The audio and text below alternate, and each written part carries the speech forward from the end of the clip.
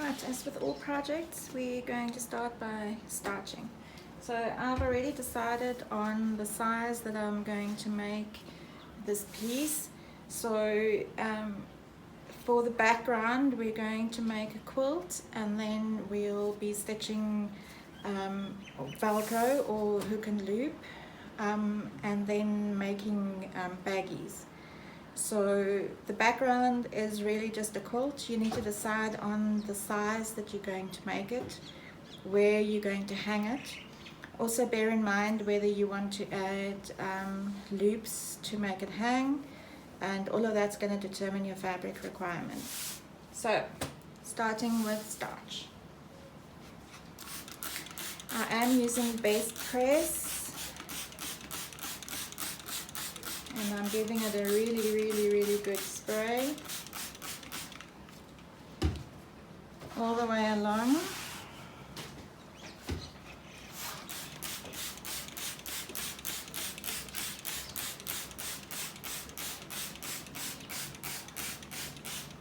And I'm going to be doing this with both the front and the backing. I've got I think I've got a meter, maybe 1.5 meters here. I'm making a relatively big piece. I've got, like I said, I've got a lot of rulers.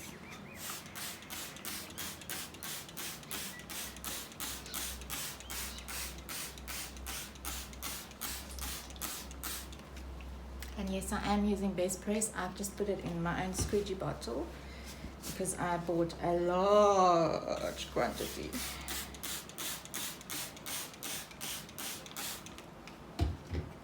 Right, I'm going to turn it over. I'm going to use a dry iron. I don't know if you can hear that little zing from the wet.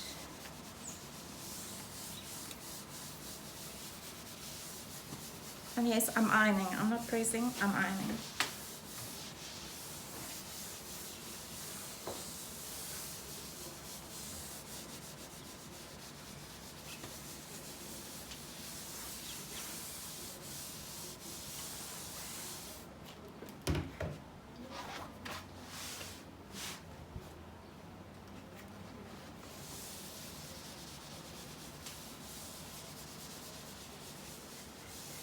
I'm using a hot iron. I'm on my, what am I on? I'm on my linen setting. So it's basically as hot as my iron will go. If you do have a steam station, which I also do, which is this chap over here, it only works with steam. It doesn't have a temperature setting. Don't be like me and just leave your iron like that. I can do that with the steam station, but not with my normal iron. And I have done that.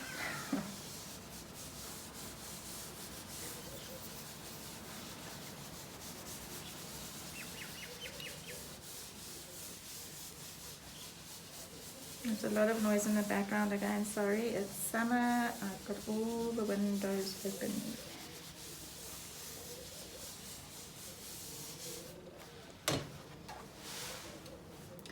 Now, base press is not like the normal starch that you get in South Africa. The normal aerosol spray starch that you get here will flake on your fabric. So I am used to always doing a double starch because of that spray. So I spray on one side and press on the other, because that does reduce the flake. The idea is to pull the starch into the fibers of the fabric. So you spray the starch on one side and then press on the other. And I'm going to do this twice. So I'm now going to spray this side too.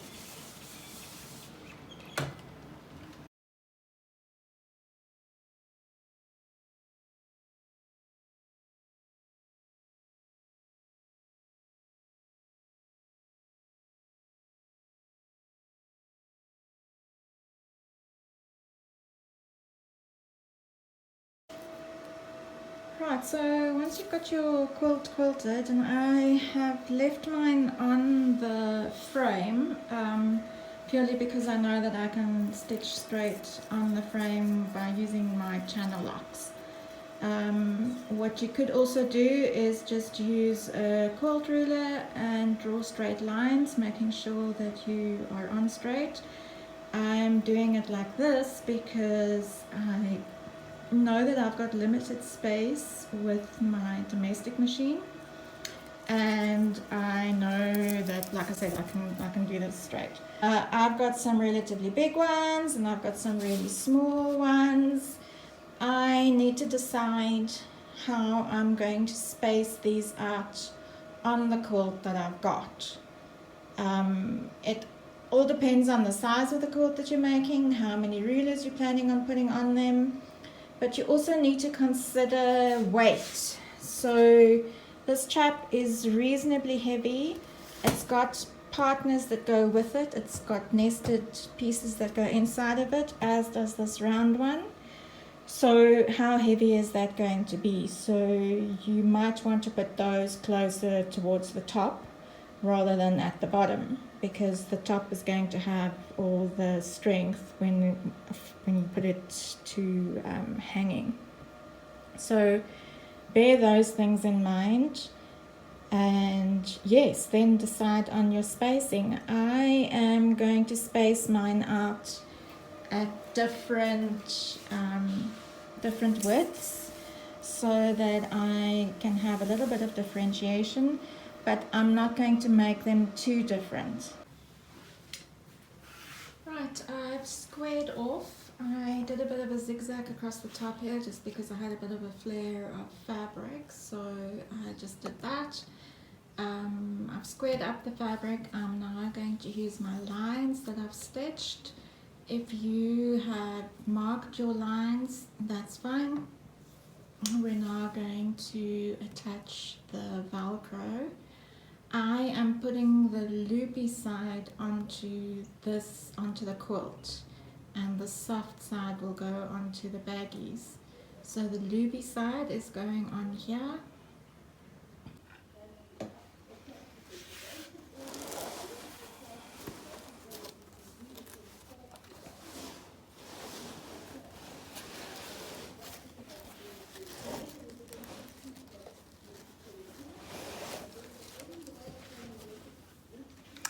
Alright, so you're going to cut your strips to the width of your quilt, and then you're going to attach them following the line that you either stitched on your long arm, or that you already stitched, or that you marked.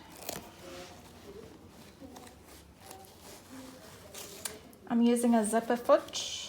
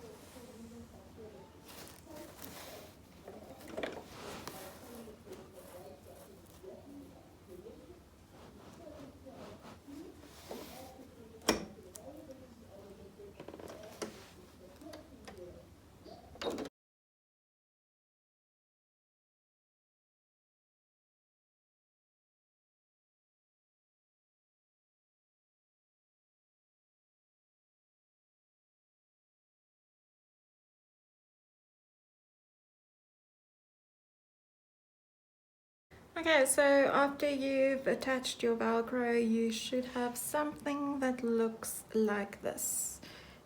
Depending on the distances that you wanted between each of your rows, you will now have a number of Velcro.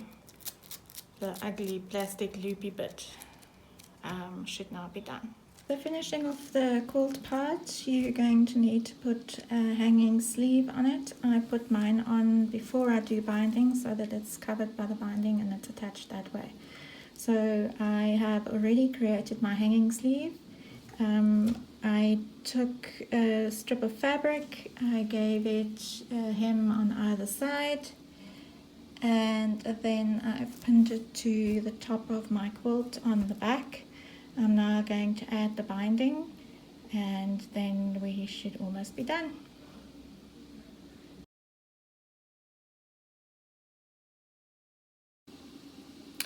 Right, so here's what you're going to need for your baggie. First of all, you're going to use your ruler for your measurements.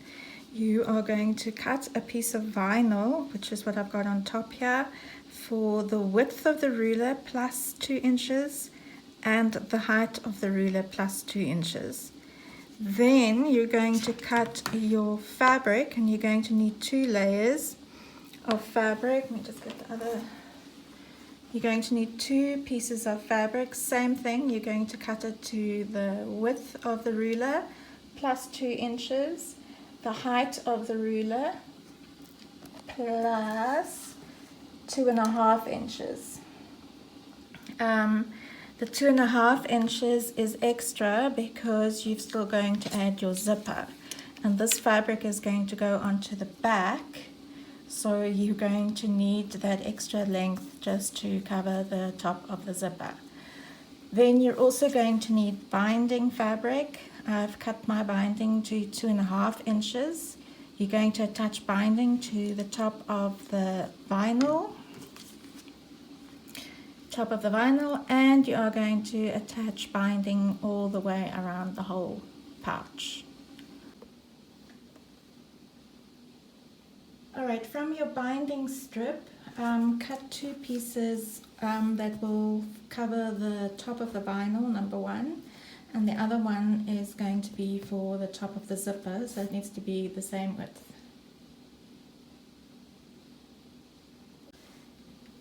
Press both pieces, and then while you're at it, you can also press the binding that is going to go all around the baggie. Right, first things first, attach the binding to the top of the baggie, which is over there, the vinyl I mean. My machine does not like to have the vinyl at the bottom, so I am stitching with the vinyl at the top. Maybe I should put my 1/4 inch foot on.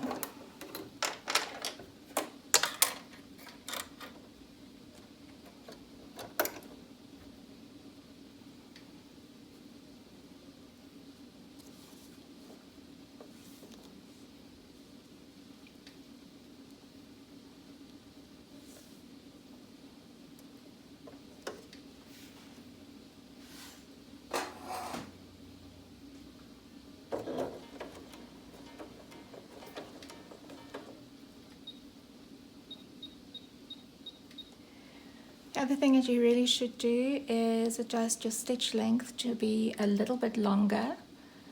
If it is too short, you're just going to perforate the vinyl, and it's going to be a nice clean tear. So make your stitch length a little bit longer. I'm working on a 3mm.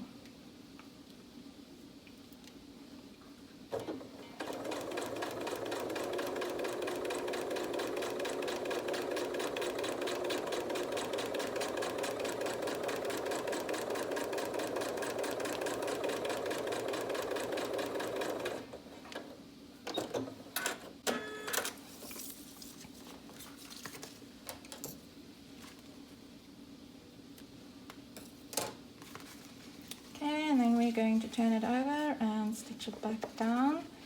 Don't press this because, unless you've only got a steam station, because the heat from a normal iron is simply going to cause it to melt.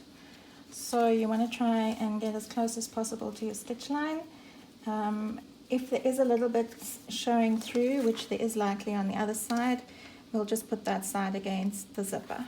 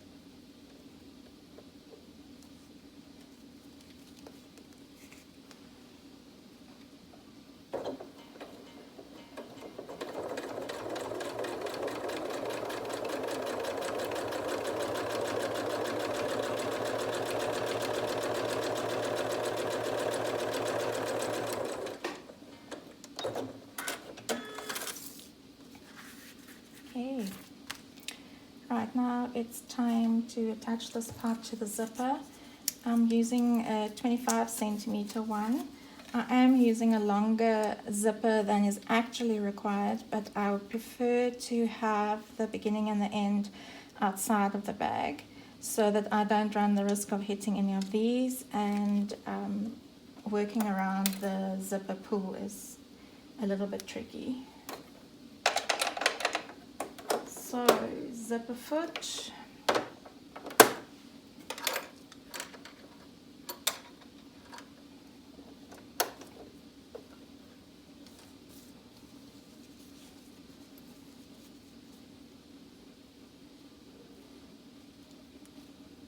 decide which side you would prefer to have there.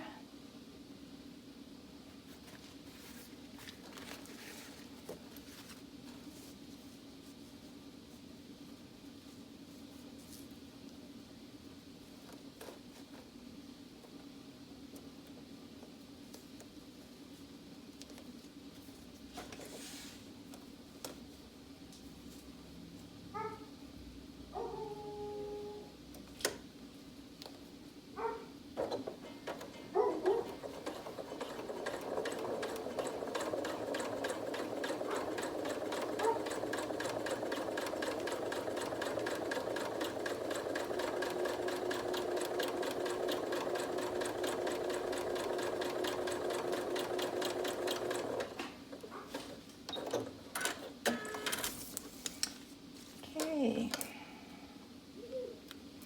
Now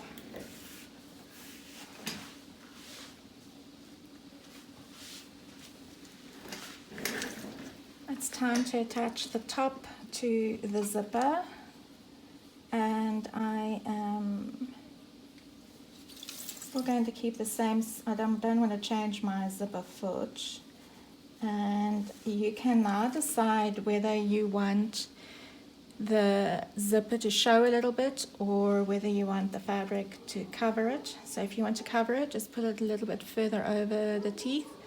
Otherwise, just do the top of it.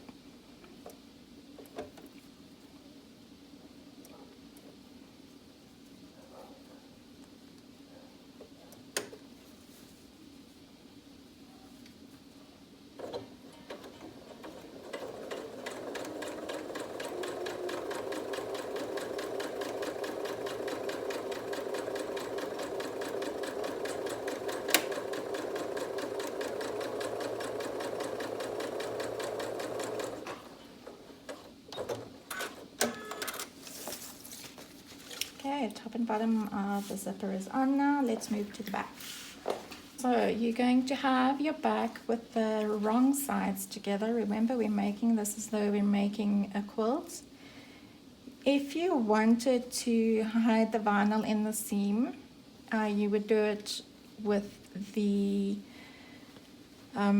still with the same orientation, still the wrong sides together, but you would now put it over the baggie and stitch it like that. The problem with that is that you can't press on vinyl unless you've got a steam station, number one. Number two, you're always going to have this like pressure from the vinyl sort of pushing the bag open. So if you want the bag to lie relatively flat when it doesn't have a ruler in it, I would suggest that you stick to doing it with binding. Okay, so now because I know that the top end of the zipper has turned out to be a little bit bigger than the bag, I am just going to go and trim it off neatly. Okay, I've trimmed it off. I can go back to my 1/4 inch.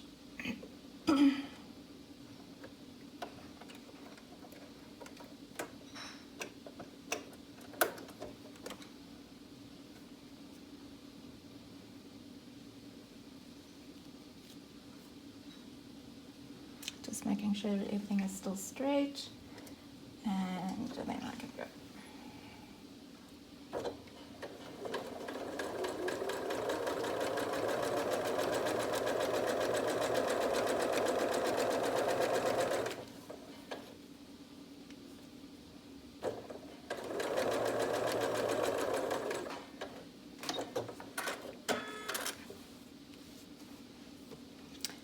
Right, now I can fold it open, and because I've now got that guide, I know where I need to put my Velcro. So because my binding is going to go over that bit, I know the binding is going to go over a little bit more than that. I don't want it right up to the binding. I'm going to give it maybe half a centimeter. That's 5 mils. That's just a little bit less than a 1/4 inch. Do a 1/4 inch if that's what you are wanting to do. I am using fabric that has got a line on it already, so I know that I am working relatively straight, although by the looks of that I'm not. So I'm going to get my measure.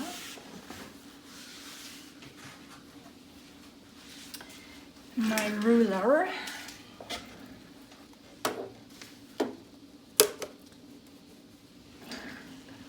This marker is on the site as well, so I am going to mark myself a 1/4 inch, another 1/4 inch, and another 1/4 inch, and then I'm just going to join the dots.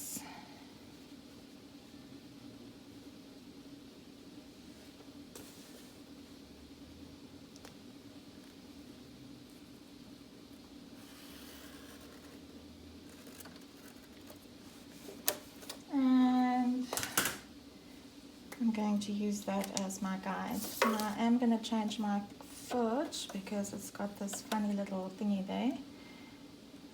That's not going to work very well. It's going to interfere. So let me just change to my normal foot.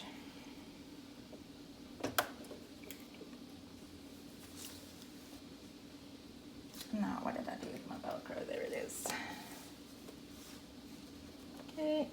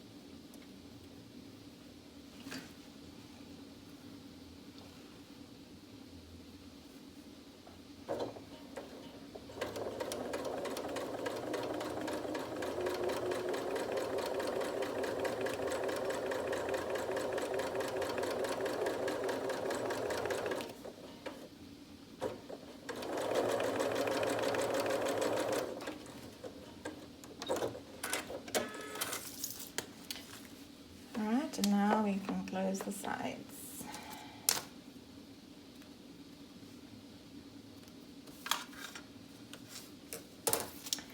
But if you did like I did and had the zipper longer than the width, you need to open your baggie now because otherwise you're not going to be able to do so. So opened, and here we go.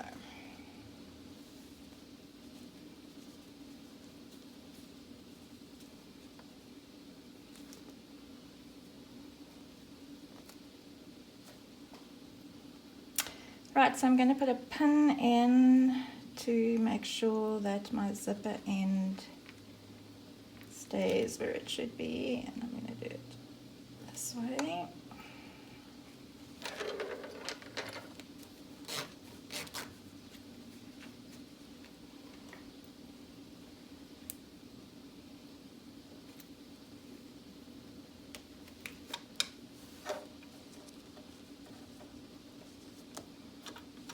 Okay, then I'm going to open up and I'm going to turn over.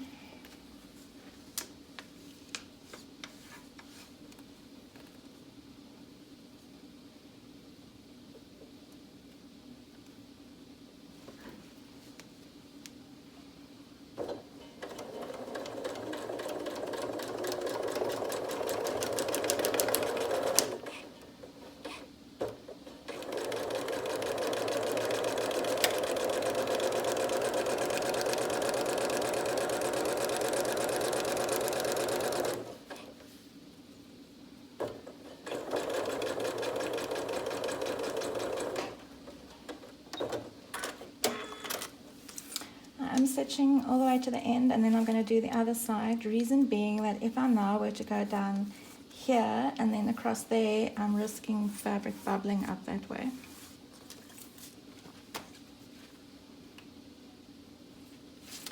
I just want to turn these around because I cannot get them out that way.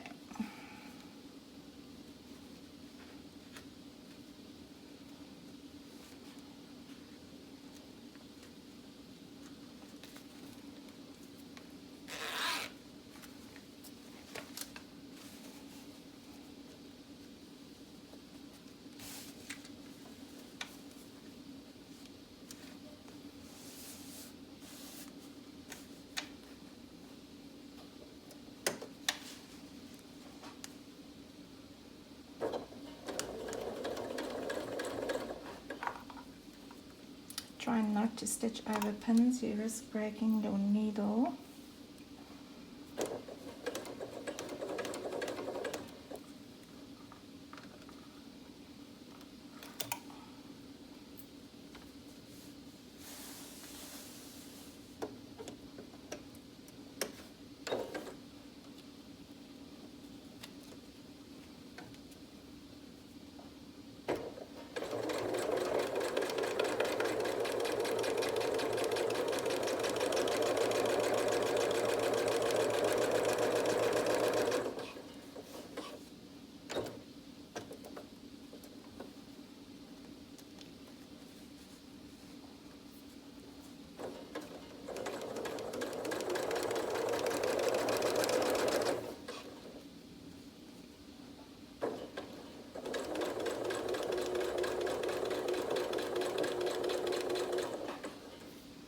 Now yes, you can pin.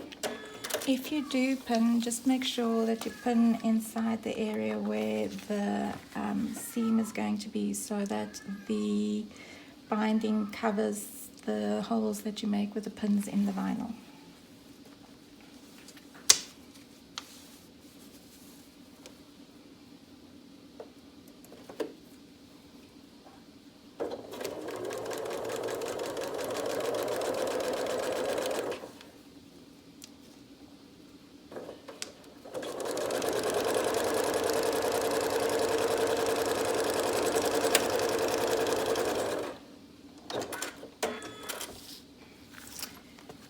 First part of baggy done. If you want to tidy it up, go ahead and do that. Trim the edges nice and neatly and prepare for binding.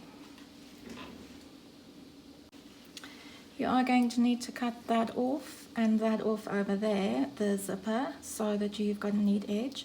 So go and tidy up all your edges with your cutter, but don't cut your zipper with your cutter. You're just going to make the blade blunt. Use your paper scissor when you get to the plastic part, so cut that with your paper scissor. Right, I've got my sides trimmed neatly. I can now go and start with my binding. I'm going to leave a tail where I start.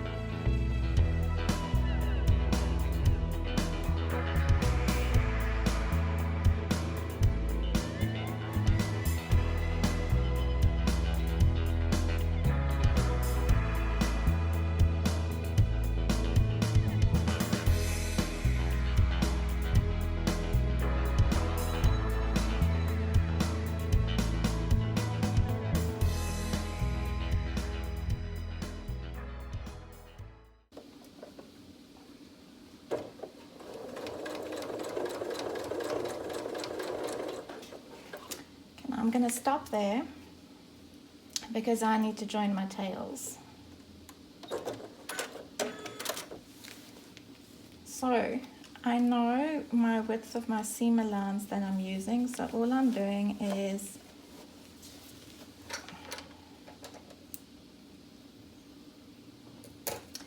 All I'm doing is going to trim both sides so that they've got the seam allowance. I'm not going to worry about mitering this. It's a very small project.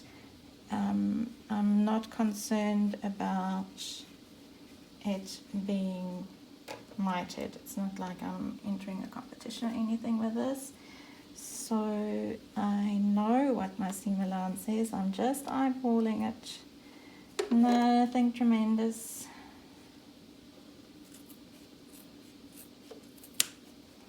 Okay, cut them off.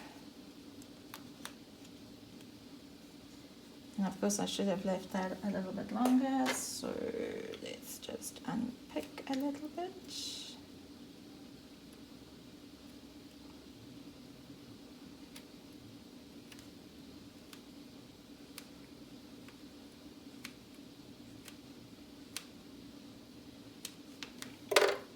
Should be enough.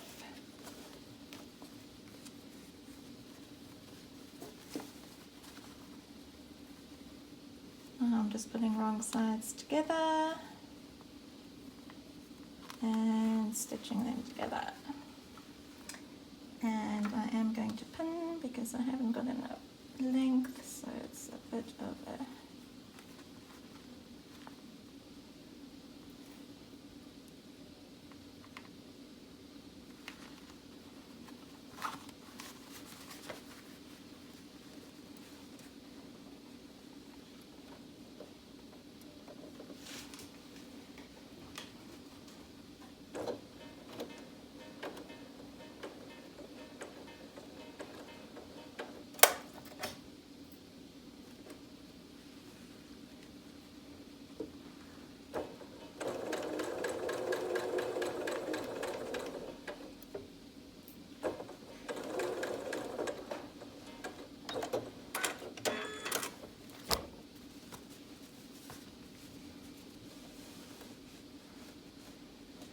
picking up a little bit further than what I had stopped.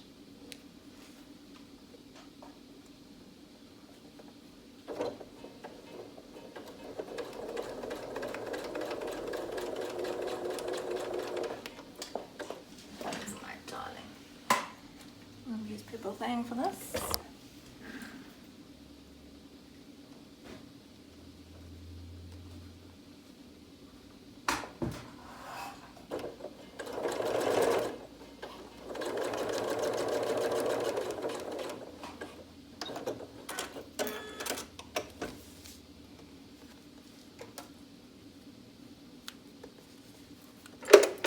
Right, now we can turn over.